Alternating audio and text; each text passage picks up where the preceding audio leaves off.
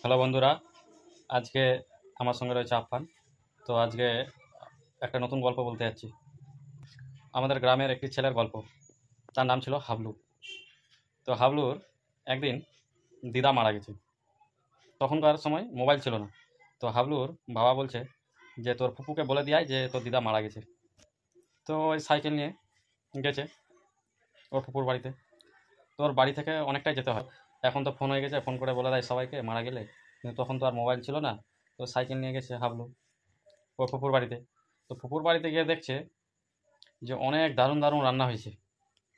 তো হাবলু বলছে, "উম, এখন যদি বলি আমি, তাহলে তো আমি তো খাওয়া আর হবে না। তো এখন বললে সব তো ভেস্তে যাবে, আর আমি তো না খেয়ে আছি।" তো ওর ফুপু বলছে, হাবলু আসলি, অনেকদিন পর আসলি রে। ও বলছে, হ্যাঁ ফুপু, এই ইচ্ছা করলো আসতে, তাই আসলাম। তো বলছে, ভালোই করলি, আজকে রান্না হয়েছে ভালো ভালো, তো খেয়ে যাবি। আজকে থেকে যা, কাল পরে যাবি। তো হাবলু বলছে, ঠিক আছে, এই তো মকা পেয়েছি। তো হাবলু এবার বলছে যে আমি তো স্নান করিনি ফুপু, আমি স্নান করিনি। তোর ফুপু বলছে, যা স্নান করে নে। তো হাবলু তো স্নান করতে গেল, স্নান করে নিল, বেশ একদম মজা করে খেতে বসেছে। এবার দেখছে সেদিন বিরিয়ানি রান্না হয়েছে, তারপরে মিষ্টি আছে, তারপরে আবার সন্দেশ, তারপরে আবার চিকেন কষা। হাবলু বলছে, চিকেন কষা পেয়েছি। একদম খেয়ে একদম ঠাসিয়ে একদম খেয়ে নিল একদম। তারপরে বলছে, ফুপু পেটটা তো অনেক ভরে লোড হয়ে গেল একদম। তো বলছে, তো এখন ঘুমা, কি করবি?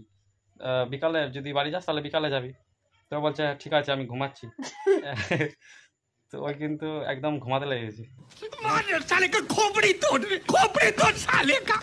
ঘুম থেকে উঠে ওর 4টার সময় ঘুম ভেঙেছে।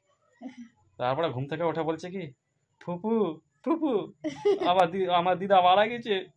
আর ও তো ওর তো ফুপু শুনে অবাক, আমার মা মারা গেছে। বলছে, হ্যাঁ ফুপু, আমার দিদা মারা গেছে। তো ওই ওর ফুপু তো এবার শুনে তো অবাক হয়ে গেল। তো বিশ্বাস হচ্ছে না যে তো তো অনেক এখন আগে এসছে আর এখন বলছে। ও বলছে, ফুপু, আমার সত্যি দিদা মারা গেছে।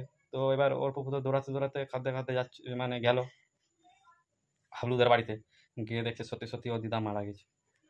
এবার তো শেষে নিজের মাকেও দেখতে পেল না ওর ফুপু, ততক্ষণে মানে কবর দেওয়া হয়ে গেছে। এই হলো হাবলুর গল্প। যদি গল্পটি ভালো লাগে, লাইক, সাবস্ক্রাইব আর শেয়ার করতে হবে। Thank thank you. ইউ।